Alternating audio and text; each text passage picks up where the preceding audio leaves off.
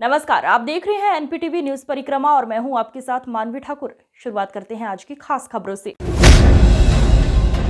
चिल्काना police ने थाना प्रभारी विनय शर्मा के नेतृत्व में त्योहारों के मद्देनजर बाजारों में पैदल गश्त और संदिग्ध व्यक्तियों की चेकिंग कर व्यापारियों को कराया सुरक्षा का एहसास।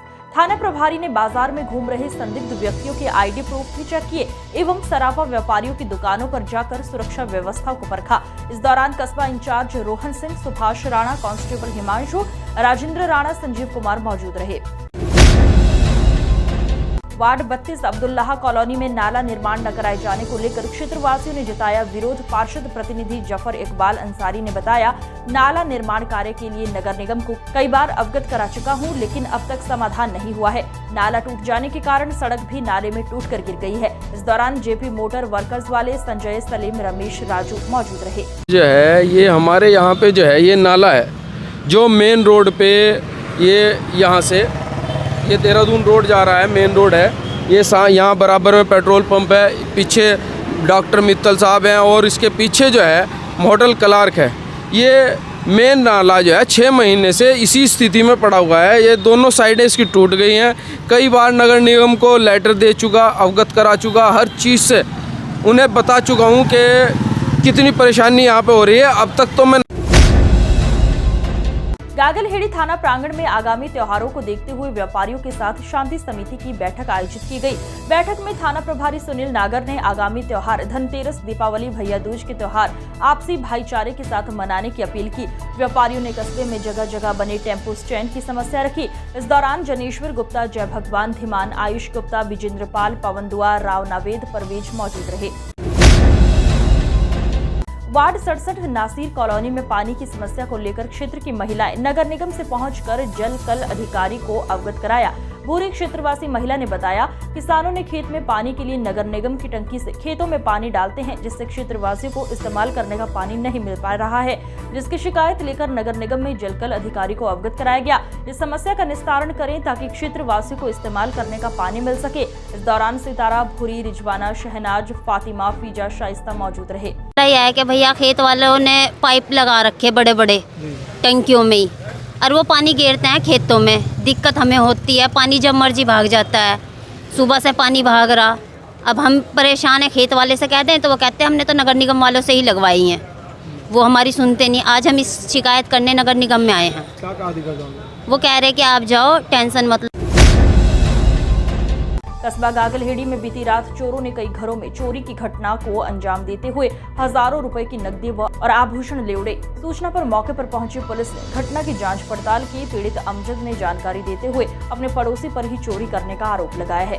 जी रात ऐसा हुआ, 1 बज रहा था रात का, और एक लड़का जो है पड़ोसी है हमारा, वो आया यहाँ पे। इसने जो है अलमारी खोल ली है, तो जो जेवर निकाल रहा था इसमें से एक जेवर नीचे गिर गया। तो घर वाली ने कहा जो है देखो कौन आया कौन नहीं। मैंने जो देखा, इधर तो मेरी नज़र गई नहीं, नींद में उधर गई गेट पे। तो गेट पे एक आदमी और खड़ा था हथियार के साथ, तो इसलिए मैंने बेड पर रुक कर उतारा, तो मोहल्ले वाले इकट्ठे हुए निकल के भाग गए। अच्छा, उसमें से एक आदमी पहचान लिया था, और नुकसान हमारा हुआ 10,000 रुपये हमारे केस रखे थे यहाँ पे। बेहट कस्बे में महर्षि वाल्मीकि जी की जयंती परंपरागत तरीके से मनाई गई। इस दौरान शोभा यात्रा भी निकाली गई, जिसमें शामिल देवी देवताओं की झांकियां लोगों के आकर्षण का केंद्र बना रहा। वाल्मीकि मंदिर पर आयोजित कार्यक्रम का शुभारंभ वरिष्ठ समाजसेवी लाखन सिंह ने संयुक्त रूप से महर्षि वाल्मीकि के चित्र सम्मुख दीप प्रज्वलित कर किया। इस दौरान भाजपा नेता संजीव कर्णवाल उर्फ बॉबी, अनिल सिंघल, संजीव कर्णवाल मौजूद रहे। वार्ड 65 कमेला कॉलोनी क्षेत्र में खराब पड़ी हुई स्ट्रीट लाइट अब बदलवाई गई। पार्षद प्रतिनिधि एडवोकेट शाहदान अली ने बताया, वार्ड में जितनी भी खराब पड़ी हुई नई स्ट्रीट लाइट लगवाई गई है। 6 सोलर लाइट भी जल्दी ही वार्ड में लगाई जाएगी। इस दौरान रिजवान अंसारी, नवाब अलवी, हैदर अली, सैफ अली मौजूद रहे। आनंद नगर स्थित ब्लू बर्ड स्कूल में अल्लामा इकबाल का जन्मदिन उर्दू डे के रूप में धूमधाम से मनाया गया। मोहम्मद जमाल असलम मैनेजिंग डायरेक्टर व डॉक्टर मोहम्मद खालिद चेयरमैन ने बताया, आज ब्लू वर्ल्ड स्कूल में अल्लामा इकबाल का जन्मदिन मनाया गया। उनके जन्मदिन के अवसर पर बच्चों के द्वारा उर्दू जबान में शायरी पेश की गई और बताया, उर्दू एक ऐसी जुबान है जिसमें बहुत ज्यादा मिठास होती है। हमारे यहाँ उर्दू डे मनाया गया क्योंकि ये दिन अल्लामा इकबाल का यौम पैदाइश है और इसे हम उर्दू डे के रूप में मनाते हैं।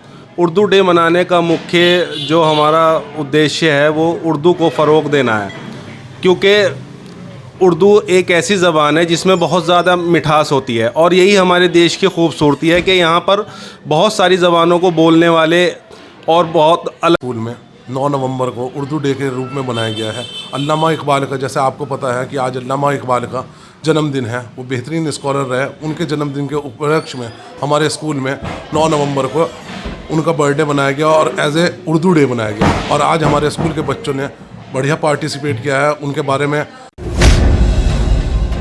नकुड़ के जनक बाजार में दिन दिहाड़े सर्राफा व्यापारी की दुकान पर पहुंचे चोर और सोने चांदी के आभूषण दिखाने के बहाने लाखों के आभूषण लेकर फरार हो गए। सूचना के बाद मौके पर पहुंची पुलिस मामले की जांच में जुट गई है और सीसीटीवी फुटेज के आधार पर चोरों की धरपकड़ शुरू कर दी है। 2 आदमी आए, एक आदमी एक औरत। उन्होंने कहा, कहते हैं जी चुकटी दिखा दो। मैंने उधर से ठाई चुकटियाँ, तो जैसे उन्होंने कहा कि एक बाली भी दिखा दो सोने की, तो बाली जो है सोने की दिखा लगा। उन्होंने कहा नहीं, सोने की रहे, तो एक डोडी बाली की चुकटी और दिखा दो। बस वो चुकटी के वास्ते जो इधर को करा वो, तो वो बाली का नंबर देख लिया उन्होंने, खुद लब तो लगाई था मैं, बस वो देकर तीर हो गए। आपको कब पता लगा? बस जैसे वो चले गए ना, तो मैंने कहा। गंगोह थाना प्रांगण में क्षेत्राधिकारी एवं थाना प्रभारी ने आगामी त्योहारों को देखते हुए शांति समिति की बैठक का आयोजन किया। बैठक में क्षेत्राधिकारी मुनीश चंद ने कहा कि आगामी त्योहार धनतेरस, दीपावली, भैया दूज के त्योहार आपसी भाईचारे के साथ मनाएं। बैठक में थाना प्रभारी और पुलिस स्टाफ सहित व्यापार मंडल एवं क्षेत्र के गणमान्य लोग मौजूद रहे। गंगोह के मोहल्ला छत्ता स्थित प्रभा गार्डन के समीप चल रही नाला निर्माण के कार्य में ठेकेदार के द्वारा मानकों के अनुसार कार्य नहीं कराया जा रहा है। निर्माण कार्य में घटिया सामग्री लगाने के कारण मोहल्ले वासियों में रोष बना हुआ है। निर्माण कार्य के बाद खाली गड्ढों को भी नहीं भरा जा रहा है। बिहार के मुख्यमंत्री नीतीश कुमार के खिलाफ सहारनपुर में भाजपा महिला मोर्चा से जुड़ी महिलाओं ने मोर्चा खोलते हुए महिलाओं के ऊपर दी गई अभद्र टिप्पणी पर भारी रोष जताते हुए प्रदर्शन किया। भाजपा महिला मोर्चा की महिलाओं ने कहा कि नीतीश कुमार को मुख्यमंत्री पद पर रहकर इस तरह की भाषा शोभा नहीं देती। महिलाओं ने मुख्यमंत्री को अपने पद से इस्तीफा देने की मांग करते हुए कहा, जिस सीएम के मन में महिलाओं के प्रति सम्मान न हो, उसे कुर्सी पर रहने का भी कोई हक नहीं है। यह हम ज्ञापन लेकर खड़े हैं डीएम साहब को देने के लिए। यह बिहार के मुख्यमंत्री नीतीश कुमार के अभद्र शब्द और महिलाओं पर कटाक्ष करने के विषय में है, जो हम यहाँ पर आप सबके सामने खड़े हैं। इतने गलत शब्द यूज़ करने पर उन्हें मुख्यमंत्री पद पर रहने का कोई अधिकार नहीं है। ना हमें उनकी माफ़ी चाहिए और ना ही हम उनसे कोई बात करना चाहते हैं। हम सीधा उनके इस्तीफे की मांग करते हैं। हमारी सरकार से यही वो है कि इनको बिहार से मुख्यमंत्री पद से, जो कि इतना गरिमामयी पद है, वहाँ से हटाकर इन्हें बाहर कर दिया जाए। आगामी त्योहारों की सुरक्षा के दृष्टिगत मंडल के तीनों जनपदों में मुजफ्फरनगर, शामली और सहारनपुर में सुरक्षा व्यवस्था को लेकर किए जा रहे पुख्ता इंतजाम। त्योहारों की सुरक्षा की दृष्टि का सरकार द्वारा जारी की गई गाइडलाइंस के बाद पूरे प्रदेश में पुलिस हाई अलर्ट पर है। डीआईजी अजय कुमार साहनी ने बताया कि सहारनपुर मंडल के तीनों जनपद मुजफ्फरनगर, शामली और सहारनपुर में लगातार पुलिस पेट्रोलिंग की जा रही है। इसी के साथ संदिग्ध व्यक्तियों पर लोकल LIU और खुफिया विभाग की एजेंसी नजर बनाए हुए है। इसी के साथ अवैध रूप से पटाखा बनाने वालों पर भी नजर रखी जा रही है। कहीं कोई चूक की गुंजाइश नहीं है। जैसा कि आपने बताया कि ये त्योहारों का समय है और लगातार ये धनतेरस, दिवाली और उसके आगे फिर भैया दूज होगा, दीपोत्सव होगा और बहुत सारे आयोजन इस क्रम में प्रदेश में भी होने हैं। उसको देखते हुए सहारनपुर रेंज के जो तीनों जनपद हैं, सहारनपुर, मुजफ्फरनगर और शामली, यहाँ पर पुलिस की लगातार पेट्रोलिंग की जा रही है। भारी मात्रा में खरीदारी होगी, जिसमें महिलाएं भी बाहर आएंगी। धनतेरस में भी खरीदारी होगी। तो लगातार हमारी जो एंटी रोमियो स्क्वाड टीम है, इनको बताया गया है कि ये लगातार फील्ड में जा रहे हैं, सबसे संपर्क कर रहे हैं। इसी के साथ ही बैंक भी बंद रहेंगे। इस बीच काफ़ी दिन पर तो व्यापारियों से और जो सराफे के लोग हैं सभी से संपर्क किया जा रहा है कि सभी के जो भी चीज़ें हैं जो वहाँ लगातार पुलिस की पेट्रोलिंग हो, किसी को कोई कैश जमा कराना हो, पुलिस की मदद चाहे तो थाने पे फ़ोन करे, वहाँ से पुलिस कांस्टेबल साथ ले ले, पूरी तरह से सभी से वार्ता करके लगातार पेट्रोलिंग वगैरह की जा रही है। इसके अलावा तीनों जनपदों को अतिरिक्त मात्रा में त्योहारों को देखते हुए पुलिस फोर्स उपलब्ध कराई गई है। एक स्ट्राइक रिजर्व भी रखा गया है ताकि कोई ऐसी स्थिति आए जिससे कोई समस्या उत्पन्न हो तो उसे त्वरित तौर पर निपटा जा सके। और एक इम्पॉर्टेंट तथ्य है, इस समय चूँकि आग लगने की, जलने की भी बहुत सारी समस्याएं होती हैं, तो फायर की हमारी टीमें लगातार सक्रिय हैं और जगह जगह पर जो है अग्निशमन की जो गाड़ियां हैं उसको रखी गई हैं और लगातार हम लोग तत्पर हैं, इस पर कार्रवाई कर रहे हैं। पटाखों के संबंध में जो गाइडलाइन है उसका अनुपालन कराया जा रहा है और अवैध पटाखों के खिलाफ लगातार छापेमारी भी की जा रही है ताकि किसी प्रकार की कोई दुर्घटना न हो सके। दिल्ली और एनसीआर में बढ़ते प्रदूषण को रोकने के लिए किसानों द्वारा फसल अवशेष जलाने पर अंकुश लगाने के लिए कृषि विभाग ने सख्त रवैया अपना लिया है। अब फसल अवशेष जलाने वाले किसानों से न सिर्फ अर्थदंड वसूला जाएगा बल्कि उन्हें सम्मान निधि सहित कृषि विभाग की अन्य अनुदानित योजनाओं के लाभ से भी वंचित रखा जाएगा। जनपद में अब तक फसल अवशेष जलाने की 8 घटनाएं सामने आ चुकी है। इन पर 2,500 हजार रुपए का जुर्माना लगाया जाएगा। इस जलाने की घटनाएं हैं वो 2 तरीके से आती हैं। एक तो जो धान की कटाई हो रही है कंबाइन से, उसके बाद उसको जल्दी गेहूं बोना होता है तो वो जला देता है, या गन्ना काट के गन्ने की पत्तियों को जला देता है। तो किसान को इसके लिए लगातार जागरूक हम लोग गोष्ठियों के माध्यम से, प्रचार वाहन के माध्यम से, अपने जो कृषि निवेश भंडार हैं उनके माध्यम से कर रहे हैं कि किसान इनको जलाए नहीं बल्कि खेत में ही मिला दे। उसके लिए विभिन्न प्रकार के यंत्र जो हैं वो custom hiring centre, farm machinery bank के माध्यम से किसानों को उपलब्ध कराए गए हैं।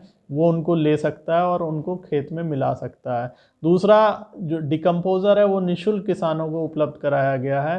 पूसा डिकम्पोज़र में 4 कैप्सूल हैं जो हर कृषि निवेश भंडार पे उपलब्ध हैं और वहाँ से किसान ले भी जा रहे हैं। उसका घोल बना के स्प्रे करने से तुरंत पराली सड़ जाती है, तो इसका प्रयोग कर सकते हैं। तो ये सारे प्रचार प्रसार करने के साथ साथ दंडात्मक कार्रवाई भी की जा रही है।